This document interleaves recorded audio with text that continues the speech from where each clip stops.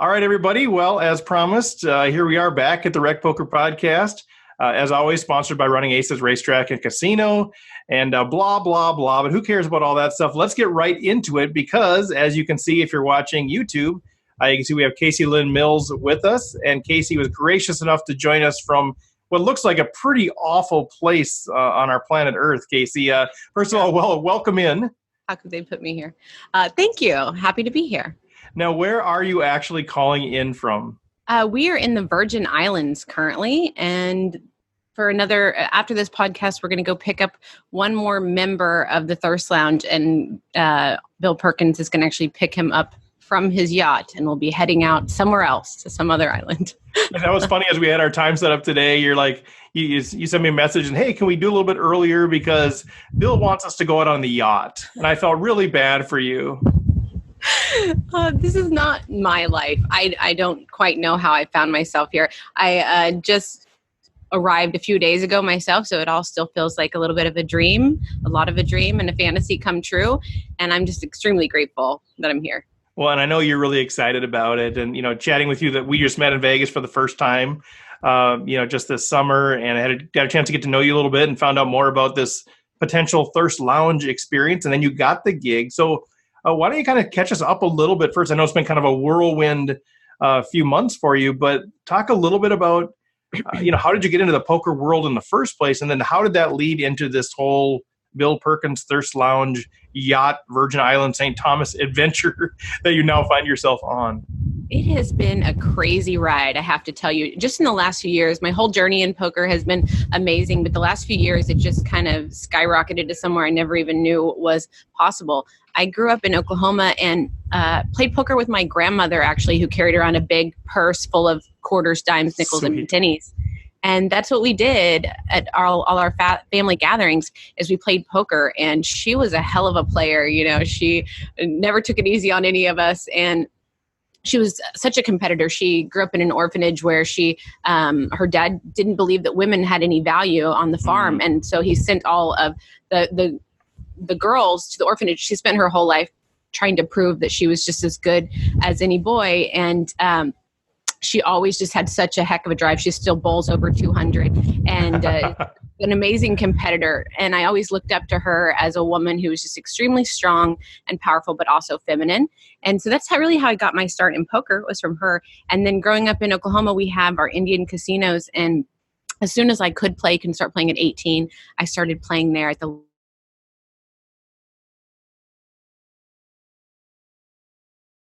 Oh, our internet connection kind of froze up there for a second, Kasey. local shrimp backer. And after There we go. Now we're back in there, I think. okay. Yep. So anyway, so what I last heard was the local India casinos, you started playing as soon as you could. Yeah. And after the moneymaker boom, around 2005 is when I really started playing. I loved poker. I ate up every content that I could find, from the high stakes poker, anything. I've watched them all, the seasons, multiple times. And Scotty Wynn was our ambassador, and we had this thing where the pros would come in. I remember Mike Matisow, Cloney Gowan, and Todd Brunson, and all these people that I had watched came in, and they had these heads-up machines, and they let the amateurs play against the pros. And I played a couple of those matches, and I won somehow. I won. I was always a little bit fearless and a lot more aggressive than I think most women. And I happened to win. And so I just thought I was so good. Right. I just thought I was the best, of course.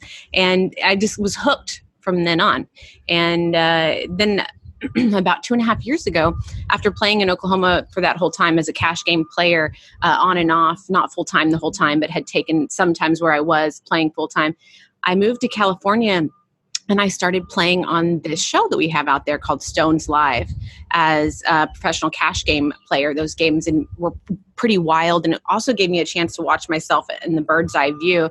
And after playing on there for a while, they asked me to come in and go over some of my hands and analyze them. And so I did that. And after that, they asked me to become a full-time commentator. And that's really how I got started in commentating. fast forward, this whole thirst lounge thing happens where Bill Perkins runs this contest where he's looking for the host of the new thirst lounge, where you're out in the Virgin Islands streaming poker, this amazing house and access to a yacht. And so I applied and I made the finals, and I got cut. I got cut in the finals. Really? Yeah, I didn't make it. And I was pretty devastated. You put your audition tape out on a public platform for everyone to watch. And it was really tough for me. And my best friend and co-commentator did make it. He made it as a host of the Thirst Lounge. And I was extremely excited for him. I was really disappointed. But I tried to let that drive me. I cried for like a day. And then I tried to let that be a driver for me to work harder, and both as an entertainer and just as someone studying and really putting in effort. So next time an opportunity like that came around, I wanted to be ready for it. Lucky for me, a couple of people of the hosts of the Thirst Lounge ended up leaving for various reasons. Kelly Minkin and Kat Valdez both left the show, and so a spot opened up. And they ran a new contest for the Thirst Lounge. I have a 6-year-old son, and I know he's always watching me and everything that I do. And it was really tough to convince myself to put myself out there again for that sort of rejection on that public field. But I said, I'm not going, no matter what happens, I just have to keep fighting. I have to get back up and try again. And so I put out another tape and tried to make it better than the first one. I just wanted to get better.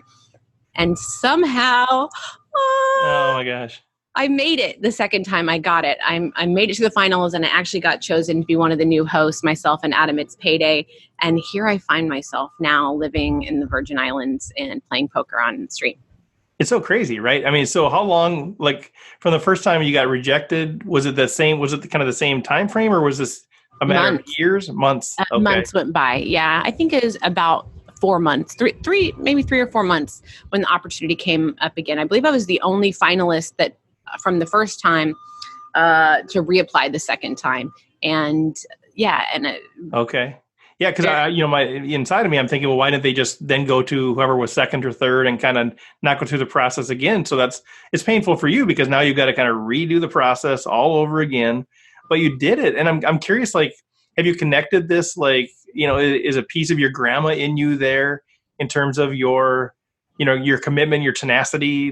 Do you feel like that was kind of what she would have done, or? 100%. And I also just think I have always had this kind of fighter spirit that I've had to have. We grew up from very humble beginnings and didn't have a lot. We didn't have a lot of money, and just had a lot of hard experiences from a young age. And I remember I wanted to ride horses as a little girl, and we couldn't afford it. And so I had to trade mucking stalls for horse lessons. And so from a very early age of waking up at 5 a.m., feeding the horses, cleaning the stalls, sweeping the barn, and doing those sorts of things that kind of built that backbone into me to have that tenacity.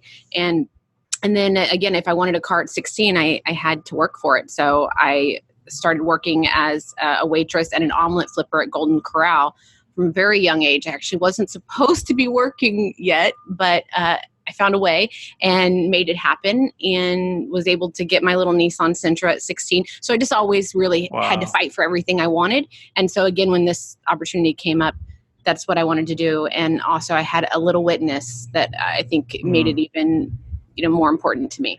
Because you're being a role model in that way. For sure. Well, I love that. I love that so much. And you and I have similar backgrounds, frankly, about that too. And, I think people will look at you and say, okay, you're the host of the Thirst Lounge, Stones, all of this amazing stuff. And I think there's inside of human nature, there's this sense, and maybe because we're poker players, we think, oh, they just got really lucky. And clearly you did. You caught some good breaks and all of those things. But underwriting all of that is this work ethic, this tenacity, this, I would say even appreciation, because you grew up with humble beginnings. I know how much you probably appreciate each thing that you do receive going forward. And I think that's a great message for people to see. And I love that we're talking about this. This wasn't really the idea of the thing, but I love this because it shows that everybody has a story. You didn't just show up one day and there's Kasey Lynn Mills, star of the Thirst Lounge. Yes, you caught good breaks, but you worked hard and you had a great role model in your grandmother to help get you there. I couldn't agree more. I have been extremely lucky to be in the right place at the right time with the right opportunity to come up. But it's exactly as you said. If I wasn't ready with those life experiences and those role models I had, I wouldn't have been able to grab that opportunity when it came time. And because of my experiences, I wake up every day and it's so easy for me to just tear up just looking at where I'm at, because I don't take a second of it for granted, or it does feel like a fantasy. And I just really want to make sure that every day I'm taking in where I'm at and really seeing it and being here. Well, I love that. So thanks for sharing that. I know that's being more transparent than maybe you were expecting on the show, but I love that. I love the story. I love now that you have this platform to kind of relay that story. And for what it's worth, I'm proud of you. I mean, that's a great thing. So let's talk a little bit. So you're a player. You're mostly a cash player. You don't play a lot of tournaments. Is that that's fair? right? I've been mostly cash game, steered clear of tournaments purposely for a really long time. But just over this last year, I've been starting to invest a lot more time in studying tournaments and just starting to play them more as well. So this series, I played a few more tournaments and played a couple, one on the circuit and on WPT, a couple events as well. So I'm starting to invest more in tournaments and really enjoying it. But yes, definitely cash game. Well, for me this summer, I kind of wish you hadn't started playing tournaments. So when you and I met, it was sort of a funny situation. I thought it was funny because late position, I open with 4-5 suited. You're in the big blind, I think, and you defend with ace jack. And the flop comes like 4-4 jack or something like that. So I just got you crushed. And then it ran out like ace jack or something. And that's how we first met. I'm like, and then I saw you in the hallway. I'm like, okay, let's talk about this or whatever. So I kind of wish you had deferred a little bit longer on the tournament side of things, but but no, that's fun. And I love hearing that. Sometimes I think there's also a built-in, we think, okay, some of the hosts of different things, whether they're male or female, we think, okay, they're hosting things. They might not know a lot about the game, but I love having that knowledge now that you're actually, you've studied the game and you're studying the game and you continue to work and get better. And I love knowing that you're involved with broadcasting and reporting, but you're also a player. I think that's fantastic. Thank you. Yeah, I am. This opportunity specifically, being in this house with the other hosts, it's amazing for me because we have access to a lot of study materials, and there are some players here that, like Maddie, one of the other hosts, he put in 100 hours this last week studying, and just being around that energy has been amazing for me, because anytime I see him studying, I'm like, I need to go study, just wanting. And so I feel like this environment specifically is going to help me to get so much better as far as the poker side as well. Well, let's just spend, that's cool. Let's just spend a couple minutes too talking about, so this, what we're looking at right now, this is where you are living. Yes. Okay. So bring our, those who aren't as familiar, mostly recreational players that listen to this, we have a good mix, but a lot of people might not even be familiar with the Thirst Lounge. And you did, talk about it a little bit, but let's just talk a little bit. What is this place? So it's a house in the Virgin Islands where what happens? Like, what is this deal and how do I become a part of this? But, just tell us about what this deal really is. What's going on? Some of you guys may be familiar with Bill Perkins. He's produced movies. He's been in oil. He's been in he's an entrepreneur, a businessman, and a lover of the game of poker. Yeah. And so he started this Thirst Lounge thing where he would come out to the Virgin Islands, stream poker, sometimes from the yacht, sometimes from a house, and have like guests come out and just really living the life, right? And he's always been one that's been extremely generous and wanting to give back and build up the community and give people a shot who are just trying to make something happen for themselves. And so he decided, as he was not out here that often, living the jet setter life that he does and working and that sort of thing, he decided he wanted like a consistent host to be able to stream poker consistently. Okay. So he decided to run this contest to find a new host for the Thirst Lounge. Originally, it was going to be one host who hosted the Thirst Lounge. But the amazing man that he is, luckily, it ended up 10. They chose the TL10, the Thirst Lounge 10 hosts. And so now we have 10 people who are the hosts of the Thirst Lounge. And so we can just really stream constantly. We stream on Twitch, and we also put out content on YouTube, video content on YouTube as well. And so we're all living here studying. We have access to Raise Your Edge. Elliott Rowe mindset courses. And we got a staking deal, Party Poker and Bill Perkins both staking us to be able to play poker, cash, or tournaments, even some live events as well. And we're doing that out here the project was a year. And so it's going through till February. And yeah, here we find ourselves in this beautiful setting and access to some amazing things like the yacht. And we're also trying to give back to the community out here in the Virgin Islands and looking at hosting different charity events. They've already done some things out here also. So yeah, that's kind of how it's all started. And you can find us, The Thirst Lounge, on Twitch, and you can also subscribe to our YouTube channel as well. That sounds awesome. It seems like, RecPoker should come out there for a week and just report on things. That's what it seems like to me. I don't know about, right. I'm sure everybody would turn that down. Well, what about, before we switch into the women of poker, since we're mentioning some of where we can find the Thirst Lounge, how about yourself? Where can people connect with you if they're interested? Because I often forget to ask people that before the end of the show. So while we're there, kind of how can people connect with you personally? I am Poker Mama on everything, but it's an interesting spelling. Mama is Mommaa. So Poker Mama on Instagram, Twitter. You can find me there. Awesome. Okay, so let's shift into women in poker now. So I guess just in general, what are your thoughts on that topic before I kind of get into specific things? I just like to say just generally, when the topic of women in poker comes up, what's sort of your reaction, whether it's your emotional reaction, your logical reaction? How do you kind of respond to that in general? When I think of women in poker, I instantly think of all these badass women that I know that are in poker. That's the first thing that comes to my mind. Starting with your grandma. Starting with my grandma, and then like Jen Shahadi, I'm probably butchering her last name, but who was on your podcast recently. Yeah. Just an amazing woman in poker. I think of Sasha, who I also really, really look up to, Jamie Kersetter, these people that I just think are just amazing people, and they're amazing women in poker. That's the very first thing that comes to my mind, is all these amazing role models that I see in poker.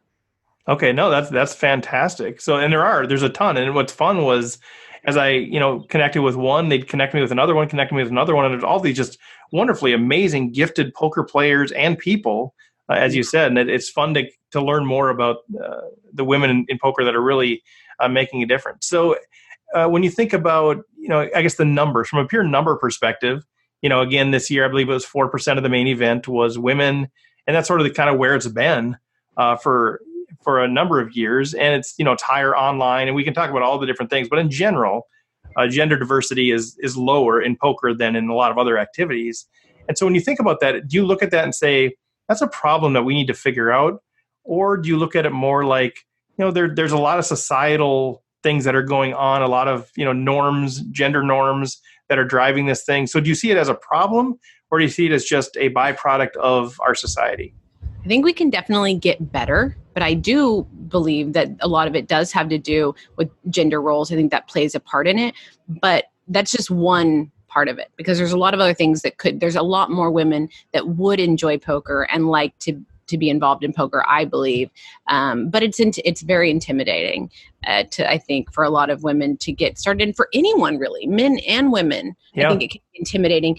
I still remember, or whenever I've invited my family to come play at the casino, how scary it is for them. Because I sometimes forget, having played for so long, how scary it is to sit down at that table and to not really know what you're doing, and to have, feel like you're messing up at every second, and everyone is staring at you and looking at you like you don't know what's going on. And so I think there's a lot of reasons. And of course, again, it just being so male dominated and male driven sport currently, I think a lot of women are intimidated, so they just never really do it. So I think it's going to start more at the home base, like home games, really getting women comfortable playing poker to start before they're going to be more comfortable coming into the casinos. And then once they are in the casinos, really having a super welcoming environment for the ladies, which sometimes, the experiences are extremely diverse. A lot of my experiences are amazing, and I have some of the best conversations that I've ever had, and people extremely kind. But there are some unfortunate experiences that you run into as a woman in poker too, so it can keep people away. Yeah, and you mentioned, the intimidation of going into the casino for the first time. And I remember that I just started playing like 8 years ago, and I was like, I don't know what to do, where to go, who to talk to. And so I made that one of my missions, is I always put it out there on the podcast. And I've had I don't know, 4 or 5 people that have actually reached out to me in my local casino and said, I want to go play for the first time. Will you meet me at the front door and, and kind of walk me through? And I'm happy to do that because it is intimidating. And most of them except for one were guys too. So I think it's intimidating for anybody. And then like you said, so step one, how do we get people to be confident enough to go into the casino and play a live tournament? But then step two, how do they have a good experience when they're there, when they might not know all the rules, when they might make a bad call with Jack 7, when they, how do we make sure that, they're not being berated or that people aren't telling the wrong jokes at the wrong time and all those things. So that's kind of what I'm hearing from you is we can be better in both of those fronts. 100%. And inclusiveness and just making sure that we're inviting people in. I always try to get my girlfriends to come in and say, let's just play some low limit instead of hitting the slots this time or playing blackjack or whatever. Just come hang out with me. We can play some 4-8 limit or do something really small. You don't have to invest a lot of money, and let's just do it. And also we can do more home games so you're more comfortable. Also Stone's Gambling Hall out of Sacramento, where I commentated for a long time, something they did is they always had a table there that anyone could go and just sit and learn and at any time. And I think a lot of places who do that, it's great, but some people still won't do it. They don't want to sit down there and feel like they don't know what they're doing already. Yeah. And now there's a lot of other ways on your phone that you can get comfortable playing and learning and stuff. But I think going with a friend is really, really important to just get started. Yeah, I think that's a good point. We're trying to do some of these play and learns at our local casino as well, which is just a free thing. People come and, we're showing our cards. So it's kind of a strategy thing to it too, but it's also an on-ramp to play. And I think that's a good opportunity. So when you think about, casinos, what else could casinos do? So in addition to saying we're going to have a table or we're going to have on-ramps, is there anything casinos can do to help make this either, more inviting for new people or create an environment that's, I won't say less toxic, but at least is inviting to, all new players? I think this is something I'm just thinking off the top of the head, but most of the men who play, a lot of men are married or engaged. If we ran some sort of tournaments or contests where it's like, bring your lady, bring a wife, bring a friend, bring a daughter, bring somebody, and it's a low buy-in, something. It's a lot of fun, just creating that sort of environment. And I think everyone would get behind it because I think a lot of men really want their women or their family members to be more involved. It's something they really love, and they would love to see their significant other being able to share in that enjoyment with them. So if they could do something like that where it's like, and it's not too stressful for ladies, maybe, more tag team events, that sort of thing where it's ladies and men together, that would be a great idea. Something they could run like once a month and everyone could get involved in. I like it. Yeah, a lot of creative ideas. What's your thought on women's events? I know we've had, like I mentioned, we've had several people on the show already, and there's kind of a different spectrum of perspective on having ladies events. Mm-hmm. Some thinking this is fantastic, this is great, we need more of these. People are loving the event, it highlights women, and blah blah blah blah blah. And then other people are saying, oh no, it's just sort of creating a greater divide between men and women and saying that we're something different. So there's kind of a broad spectrum. I'm curious your thoughts on it. Good for the game or even for you personally? Yeah, I'm all for it. I think the ladies event, I had so many people that were playing the ladies event at the World Series. They're talking about, this is the greatest event. The whole World Series is the ladies event. A community of women poker players coming together to support each other, loving each other. The one time they all get to sit down together and we get to talk about our nails or our hair or whatever. And just, this is for me. Like, normally that's just not your experience. And laughing together and having fun and sharing in that enjoyment. And it just brings us all closer. Anytime I meet a woman in poker, I always count her a friend first. I may not even know her yet, but I'm instantly, and that's what I've experienced with so many women like Maria and Jamie and Jennifer. It's just that same sort of thing. Is like, we're together, and we do have to support each other. We do go through some difficult experiences. I try not to focus on them too much. And I think my background growing up in Oklahoma in a very conservative household, and just the way that I was raised was I very much kept quiet when I have had those experiences, and just kind of let it wash over me and just tried to never let it affect me whenever people hey, little lady, let me tell you Right. how to play your hands, and just a lot of discrimination or sexist talk or just almost abusiveness at the table. And I really just always discounted it and never would really speak up.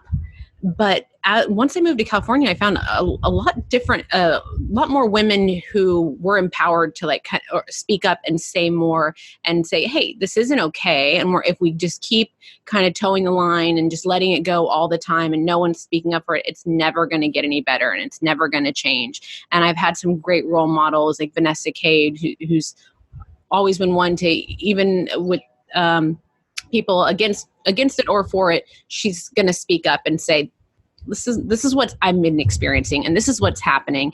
And I think also when other male players at the table speak up when this stuff happens is whenever I see a lot of big change, because generally it's great for the female player to be empowered and to be able to take charge and speak up. But if you see something happening at the table that's just clearly out of line and it's being done towards a female, if a male player does speak up and say something, oftentimes the whole rest of the table, who is also feeling uncomfortable about the situation, says, yeah, cut it out, and it oftentimes, whoever that kind of outlier person is they kind of slink back down. And so I think that's kind of the direction we need to move in as far as that goes. I love that. And I think, it's interesting because I've been in that role several times, and usually they do shrink back. Sometimes they double down on their issue. Sure. But, and only one time have I had, the woman, say, hey, I can defend myself. Like, oh, okay, I didn't mean to interrupt there, because she was being abused pretty heavily. But mostly you're right. It changes the tenor of the table. And I think it changes the expectation. It changes that cultural norm. It's right. No longer cool. I mean, I don't like when people tell women jokes, they tell ethnic jokes when those people aren't at the table, but sometimes they do when they're at the table, and they're both unacceptable. But it's just amazing to me, sort of the lack of awareness or sensitivity on that side. Yeah, and that's a great point when you say the lack of awareness, because it's something that I realized is that in always staying silent, some of these people really weren't aware of the way they were coming across, or that their joke wasn't funny, and that or whatever. And so when you bring that awareness, hey, that doesn't feel good to me. Like what you said, actually, I don't like it, and it does bother me. It can change somebody and going forward, but silence never will. So love it. And so you mentioned that, earlier on in Oklahoma, you'd be more just kind of just take it. This sucks. You go in California, more women are more empowered, or they're feeling like they can push back. Has that changed your reaction at the table? Have you sort of moved more in that direction as well of speaking up? I think we so often fall back on how we just have been built in, So I think, whereas I've been out in California 2.5 years, and every day I'm getting braver and more able to step up and speak up. But even out here, I would say that I'm typically the one that's like, this doesn't really bother me that much. I know this guy is an idiot, right, whatever. Right, exactly, right. And so I'm just going to let it go. But I'm bearing witness to so many women who are, Ebony Kinney, who's another Thirst Lounge host. I see her being so powerful as a female, as well as like Vanessa, I said. And when I see them doing that, I say to myself, I don't want them to stand alone.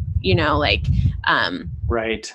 It's important that I step out of my comfort zone and be someone else to speak up, because they shouldn't have to stand alone in that. Right. So that's something that's motivating me to be more active and be one who more speaks up, even though it may not come natural to me, or I may say, well, I can brush this off of my shoulder. Someone else, the next person who wants to feel comfortable at a table, the next female who sits down, if I haven't been someone to stand up because it didn't really bother me, I didn't really let it get to me that much, that may not be their experience. And it's really all of our duty to kind of help.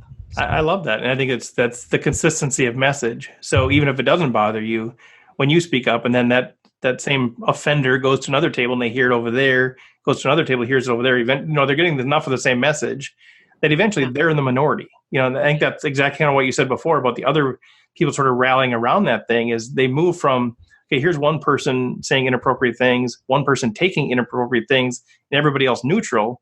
And pretty soon now it starts to, flow in the direction of they're now the minority. Now they are clearly the idiot at the table. Right. And I think, for some people, I mean, some men especially are still Neanderthals. They're never going to get it. I don't know how you feel about evolution, but there's still people that I think are still on the caveman side of things, but they're never going to get it. But I think those people that are in the middle ground or people that are more thoughtful are eventually going to say, boy, what used to be funny, what used to be a chummy sort of thing isn't anymore. Maybe I need to, even if they don't change their mental perspective, at least they change what comes out of their mouth. And that's a positive change. I completely agree. And what you said about evolution, I'm a big fan of it. I love science. And if I didn't play poker, I'd be a biologist. I love studying that, and human nature and primatology specifically was what I wanted to do with a career before here. So I'm generally one who gives a lot of credit. I'm like, this is, men and women are built different. We're designed different, the way we think about things. And so oftentimes give people a massive break just for being where they are based on their level of awareness and evolution. Yeah. And, but again, it's at the same time, we still all have to give them a chance, to be able to evolve, because we can't just say, well, this is how they're made, this is how they're built. So they're always going to be that. We still got to give them a chance, who knows? Yeah. It's funny because I was literally sitting at the tables this summer, and I was out in Vegas longer than I've ever have been. And I'm just feel like I can almost like put people on the spectrum of evolution based on, it sounds horrible. I know, but I'm like, okay, that guy's more like a Neanderthal. It sounds horrible, but just, it's sort of what was going through my warped mind. And I've looked at spiral dynamics a bit. I don't know if you've ever looked at that, but that's sort of, how society evolves and groups and individuals evolve. And I'm like, okay, this guy's a red, this guy's a blue, yellow kind of thing. So it's funny. These are the weird things that are going through my mind when I should be focusing on what are the betting patterns and things like that.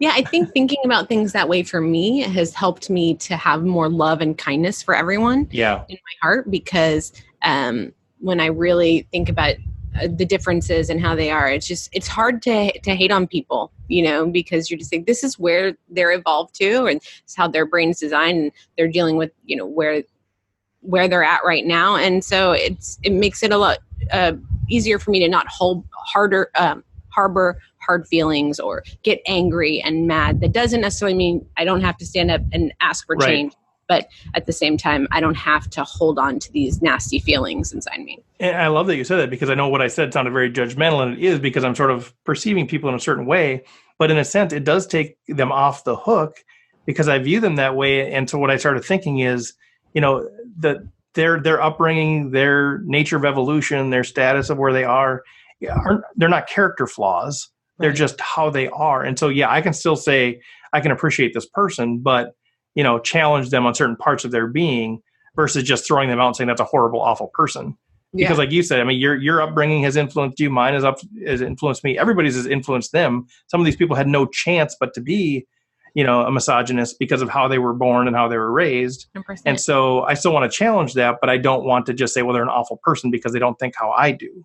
Right. It almost tickles me sometimes because I look at it and you can almost just, I can laugh about it in like a loving way. It's just like, look at this, look at this little human over here, like dealing from their perspective and experiences. And I like being that way because I don't want to be walking around jaded and angry and frustrated all the time, but I still want to excite change. So trying to find that middle ground of just letting everybody off the hook where they are at, but also saying we can still do better and move forward for the sake of balance. I love that. That sounds like your humble beginnings kind of coming out there too. And I know the way I think about that is, who knows, I could be wrong too. Like, I mean, we all kind of walk around thinking we have, the complete monopoly on truth. Right.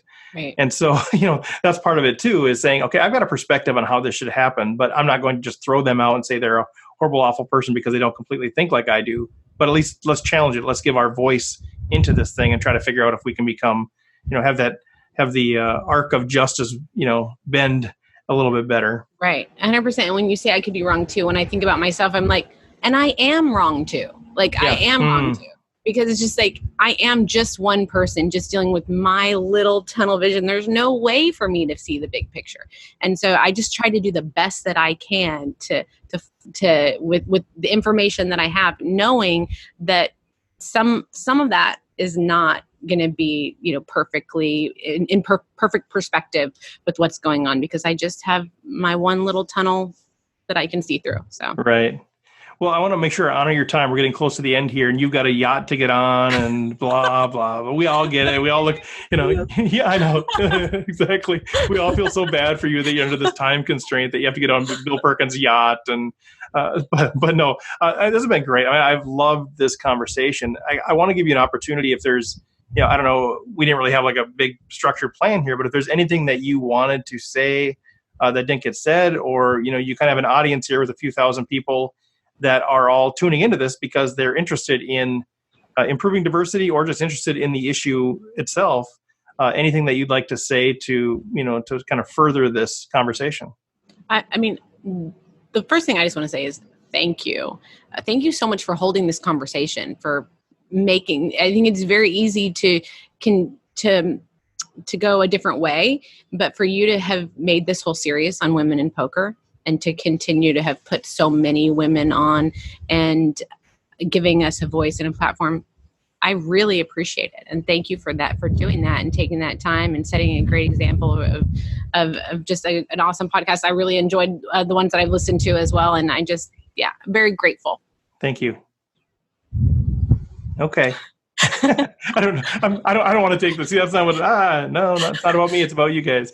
No, thank you for that. Anything else? Kind of, final words of wisdom to either women that are out there, to men that are out there, to casinos, to podcast hosts.